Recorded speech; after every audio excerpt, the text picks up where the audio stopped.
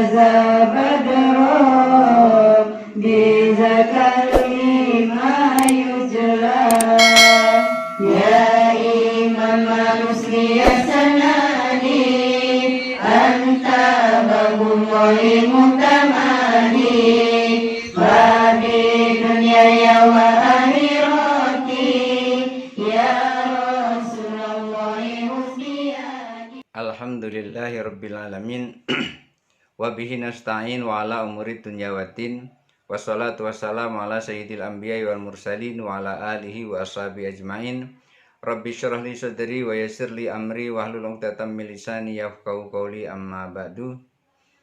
Pembahasan kita masih pada pembahasan bab suci badan dari najis.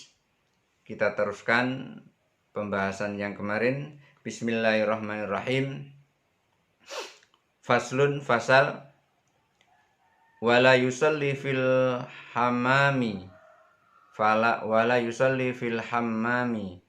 Tidak boleh sholat di kamar mandi.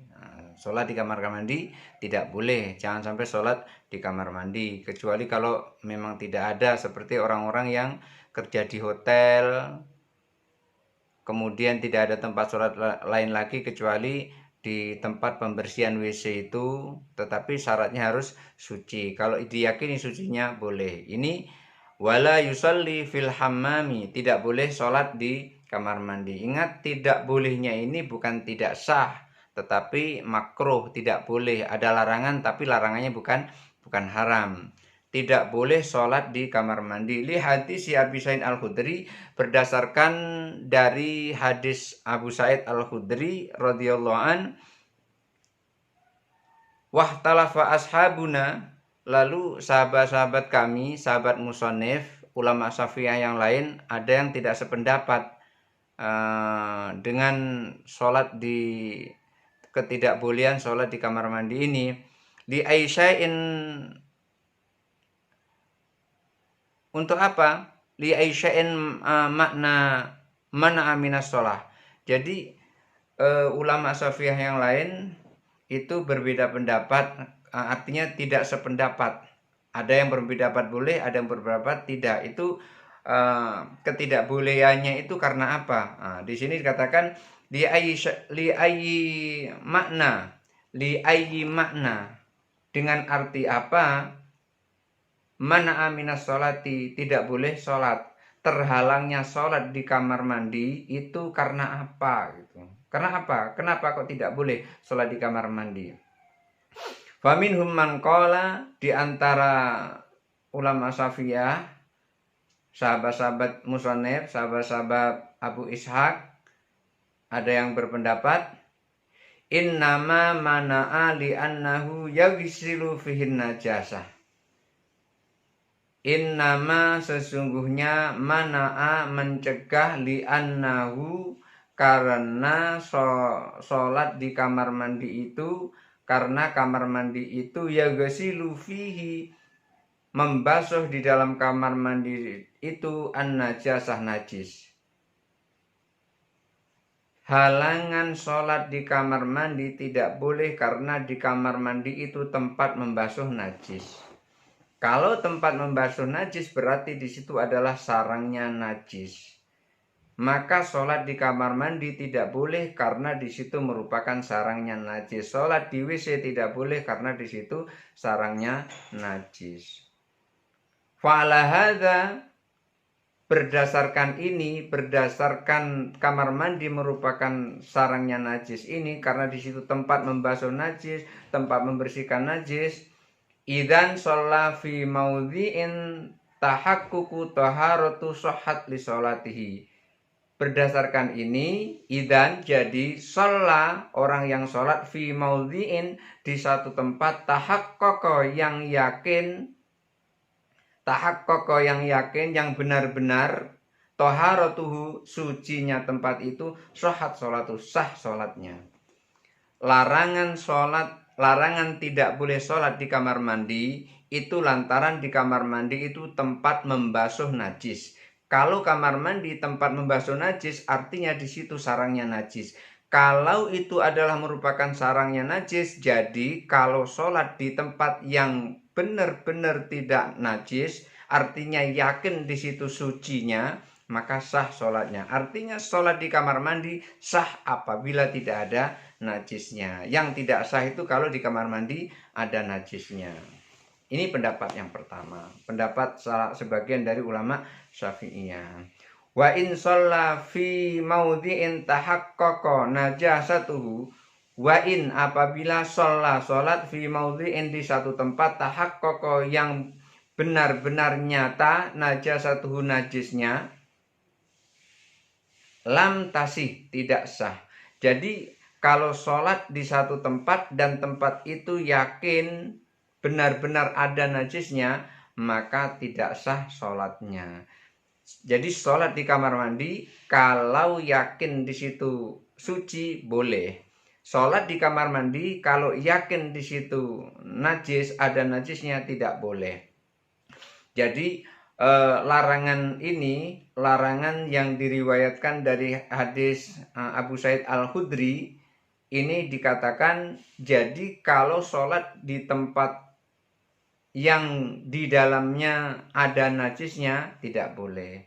Kalau sholat di tempat yang di situ tidak ada najisnya boleh. Jadi kalau ada najis tidak boleh, kalau tidak ada najis boleh. Jadi di sini perbedaannya di sini. Jadi halangan orang sholat di kamar mandi itu bukan karena kamar mandinya, halangan orang sholat di WC itu bukan karena WC-nya, karena kamar mandi atau WC itu biasanya sarangnya najis, maka tidak boleh sholat di situ. Tapi kalau yakin di situ bersih, yakin di situ suci, maka tidak ada halangan untuk sholat di situ, artinya sah sholatnya. Wa in syakka apabila syakka ragu-ragu, fa'ala qaulaini, ada dua pendapat. Kalau ragu-ragu itu najis atau tidak najis, itu ada dua pendapatnya. Tentu ya antara boleh dan tidak boleh. Seperti apa ragu-ragu itu? Kal makbarati, seperti sholat di kuburan. Kalau ragu-ragu ada dua pendapat seperti sholat di kuburan. Gimana sholat di kuburan itu? Wa minhum man qala innama mana'a, ada wa minhum dan sebagian mereka, man qala ada yang berpendapat, innama mana'a sesungguhnya larangannya itu atau halangannya untuk sholat di situ, li'annahu ma'was syaiton, li'annahu ma'was syayatin, karena di situ merupakan tempat berlindungnya setan. Jadi sholat di tempat yang kotor itu tidak boleh, karena tempat yang kotor itu tempat persembunyian setan. Artinya rumahnya setan ada di situ. Lima yakshifu fihi, lamma yakshifu fihi,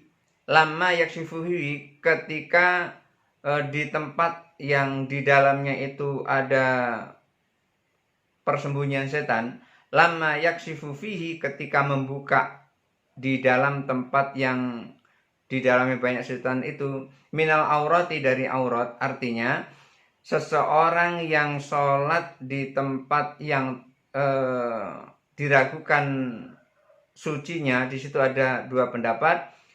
Ada yang mengatakan larangannya itu karena di situ adalah tempat persembunyiannya setan. Lamma yaksifu fihi, ketika membuka di dalam tempat persembunyian setan itu, minal aurati, dari aurat, fa'ala hadza takrahu sholatu fihi, oleh karena itu sholat di situ hukumnya makruh. Kenapa? Karena di situ tempat persembunyian setan. Ketika tempat persembunyian setan, biasanya di situ aurat bisa terbuka. Kenapa aurat bisa terbuka? Ya iyalah mandi tentu terbuka auratnya. Kemudian buang hajat, ya iyalah terbuka, auratnya terbuka. Masa buang hajat ada buka celana? Buang hajat tentu buka kain.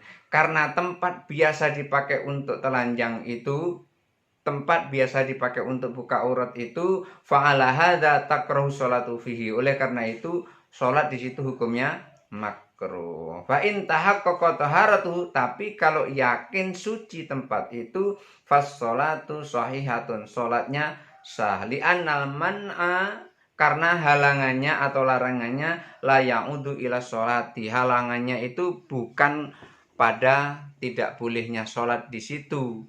Larangannya bukan menuju kepada sholat, tetapi larangannya menuju pada tempat yang najis. Jadi kalau tempatnya itu meragukan, maka ada dua pendapat. Ada dua pendapat. Yang pertama boleh, yang kedua tidak boleh. Bolehnya kapan? Kalau yakin di situ suci, yakin di situ tidak ada najis. Tetapi pendapat yang kedua tidak boleh, karena di situ adalah sarangnya setan, gudangnya setan. Jadi sholat di kamar mandi itu bukan tidak sah, tetapi tidak boleh. Jadi hukum tidak bolehnya di sini adalah makruh. Jadi sholat di kamar mandi, sholat di WC itu hukumnya makruh. Demikian pembahasan kali ini. Insya Allah nanti akan dilanjutkan dengan bagaimana ketika sholat di kandang unta. Nah, gimana kalau sholat di kandang unta? Boleh atau tidak? Itu pada pembahasan selanjutnya. Wallahul muwafiq ila aqwamit thoriq. Wassalamualaikum warahmatullahi wabarakatuh. Anta babullahi mutamadi, babi dunia ya wa akhirati, ya Rasulullah husniyadi. Di syahri Rabi'in qad bada nurul a'la, di syahri Rabi'in